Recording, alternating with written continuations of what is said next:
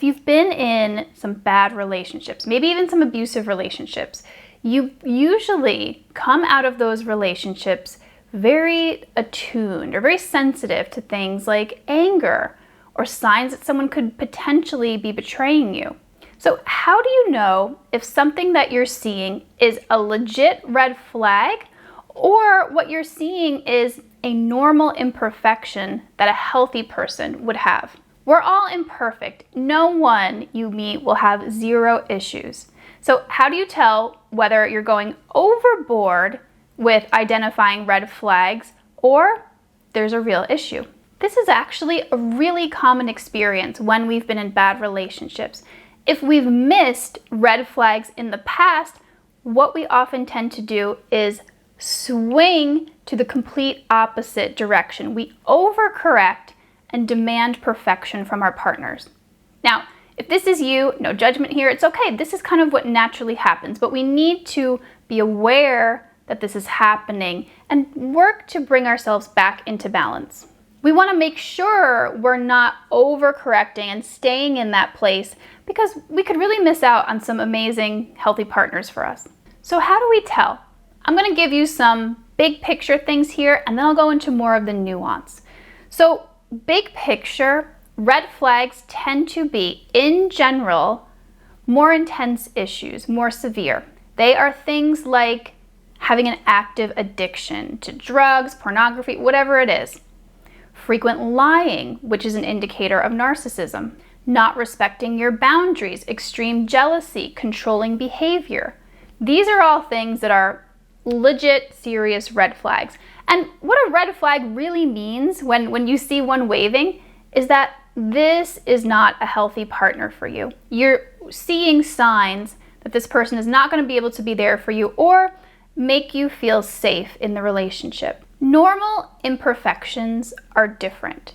So what this might look like is someone who gets angry during a conflict, someone who withdraws during conflict, someone who maybe raises their voice on occasion. Getting defensive can be considered a normal imperfection because probably if you guys look at your own responses, I know I had to do this. I was like, oh, I tend to get pretty defensive too. When somebody brings up an issue, even if it's brought up in a very healthy, non-confrontational way, it's still hard to not get defensive. So that would be considered a normal imperfection. These are the things that can be worked out. It takes learning on both ends to understand how to show up better in conflict, how to not be defensive, how to communicate in a healthy way. So big picture difference, red flags are in general things that aren't going to change or aren't very likely to change or aren't your job to change.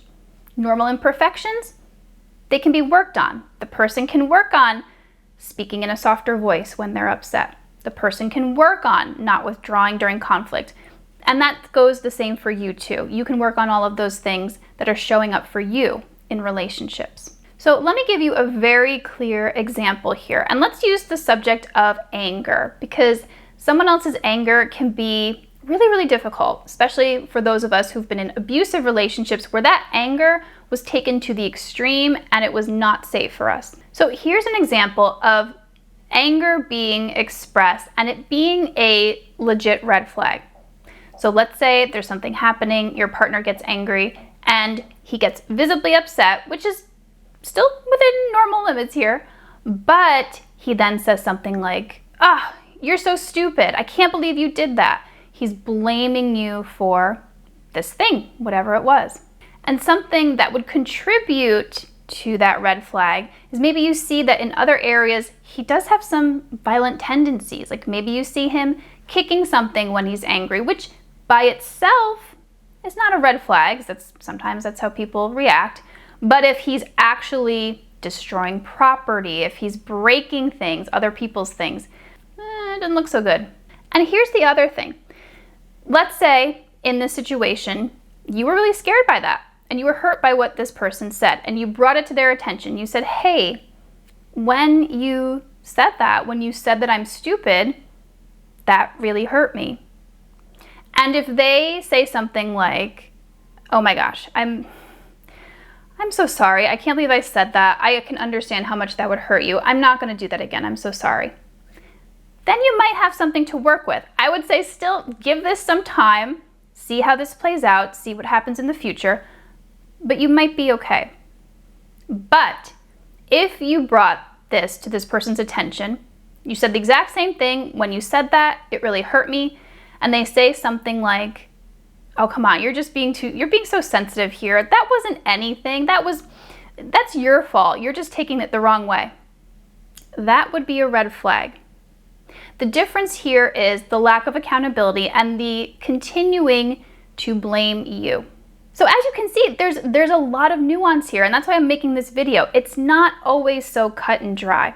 Now, let me give you the counter example of a normal, healthy thing that can happen in a relationship but still involves anger. So let's say you and your partner are in the kitchen and he's feeling frustrated. You can tell he's upset, he's angry, and he's saying, oh, I'm so frustrated, you didn't do the dishes. Now, is this the ideal way to handle it? No. In an ideal scenario, and this is something that you can work towards with your partner if they're open to it, in an ideal scenario, your partner would say, when I saw that you didn't do the dishes, I felt really angry or I felt really frustrated. And then you could work on it from there. So in this situation, it is considered normal and healthy that someone has anger and they're expressing that they feel anger and they're expressing what it's about. They're saying this thing where maybe you guys had talked about doing the dishes or you were going to do the dishes and you didn't do it. Something like that. Now, here's again the nuance of this. Let's say that hurts you because he wasn't using nonviolent communication. You can tell him, just kind of like what we did in that previous example, hey, when you said it that way, it really hurt me. And he might say, okay, I'm sorry. Can you tell me what you need to be different? How can I say it in the future? And so the difference here is we are allowing for the presence of anger because anger is a normal, healthy emotion. We don't need to be with somebody who never feels anger.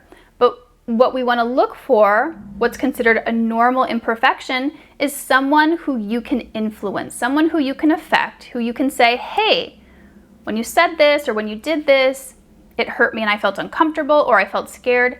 And then your partner can adapt. They can change their behavior. So that's the nuance here. Red flag is something much more intense. They are not able to own that behavior. They are not able to adapt to you. Maybe they keep blaming you for it. But in a normal, healthy relationship, there's going to be some anger. You might even have some of your own anger come up in these circumstances. And sometimes we don't really look at ourselves here, but you might have anger too. If you can handle it in a mature way, in a healthy way, which means to not always be blaming, to not always be criticizing, and to be able, when it does happen, because let's be real here. None of us are perfect. I said that in the beginning.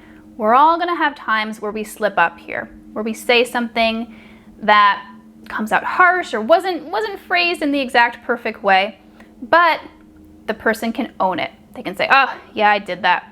I should have said that differently. I'm sorry. Let me get that right next time. That's what we're looking for here. What's also important to understand here is that yes, there are some general, universal red flags, but red flags can also be very, very personal. Because ultimately, what might be very bothersome for one person is actually not so bad for another person. Let's talk about the anger again. If you personally aren't super triggered by anger, like maybe that was not really a big deal for you in the past, but maybe the issue was cheating for you. And so you might have a partner who tends to feel a lot of anger and sometimes can get a little bit, let's say, critical or dismissive for a time, but then comes back and apologizes. That might be okay for you. Again, if that's not a trigger for you, you might just take that as, okay, well, this is just how he is. As long as he's not cheating on me, I'm good. So the key to knowing the difference here for you is figuring out what are your personal red flags, what are your personal deal breakers, what are you willing to tolerate, and what are you absolutely not willing to tolerate. Because like in the previous example, let's look at it from a different angle. Maybe my personal trigger is anger, but it's not necessarily cheating or somebody wanting to have a non-monogamous relationship. And so maybe I would be okay with somebody who wanted to have another partner outside of the relationship, but I absolutely would not be okay with someone who took their anger out on me. It's all very personal here. And it's also okay for you to decide that none of those things are okay. I will not accept cheating, and I will not accept someone who has difficulty with handling or managing their anger. Any decision that you want to make for yourself is perfectly okay. Let me share an example here for me of my own personal life. What I realized was most important for me was I wanted to have somebody who I could affect, who would accommodate me. Not that they had to be perfect. I did have some solid deal breakers for me. Like cheating was not going to be it for me. Physical abuse was not going to be it for me. Someone who was really super critical, I said no. If it gets to an extreme, I'm out. But I realized that I was willing to accommodate a little bit, like somebody again who was a little bit defensive, because I get defensive too.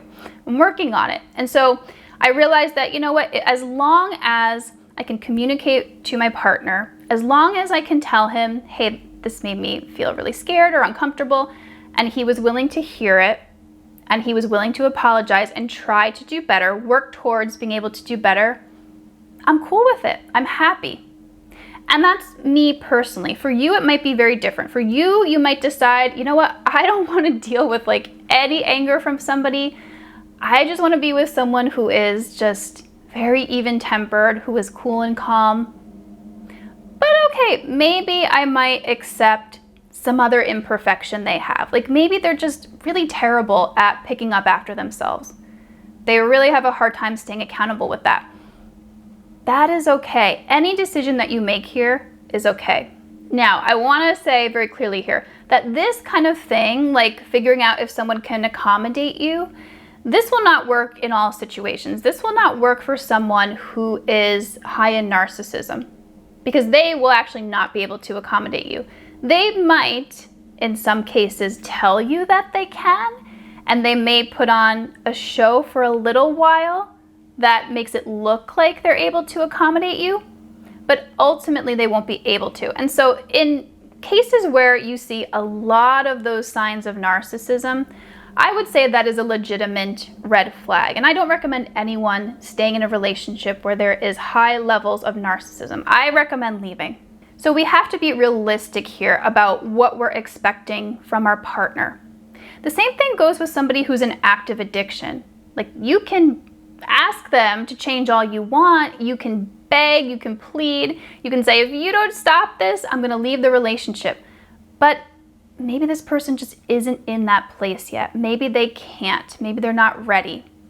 And so it's really not fair or reasonable or realistic to ask them to stop.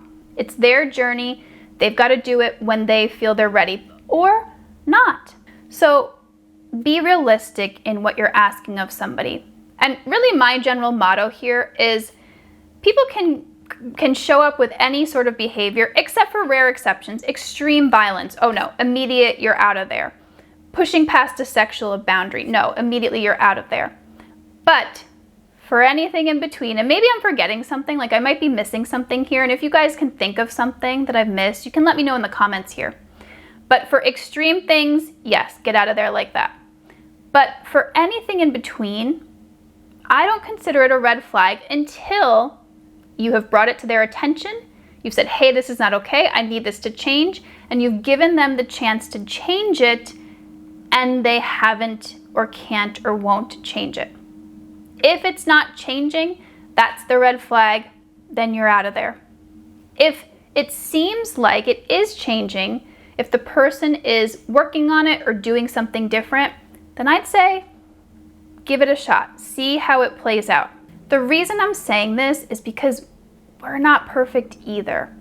And wouldn't you want someone to give you a chance, to give you the benefit of the doubt? As long as you weren't showing any of these extreme behaviors like extreme violence or addiction, wouldn't you want someone to point out something that you were doing that you actually didn't even realize was something that was hurtful. Wouldn't you want somebody to give you the chance to do it differently, to learn from it?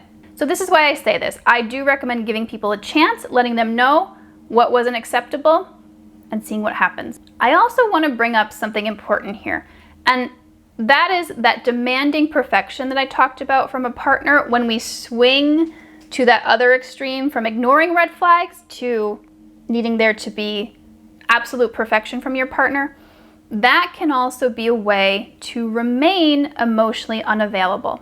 And if this is you, again, I'm not judging you. This is how it is. This is just normal. It's a normal response to a painful situation, a painful relationship.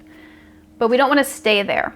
And what can happen is, if we find ourselves demanding that perfection from someone, what we're really doing is, deep down, we know that there's no one that's going to be out there who can meet these standards. There is no one that's going to be perfect.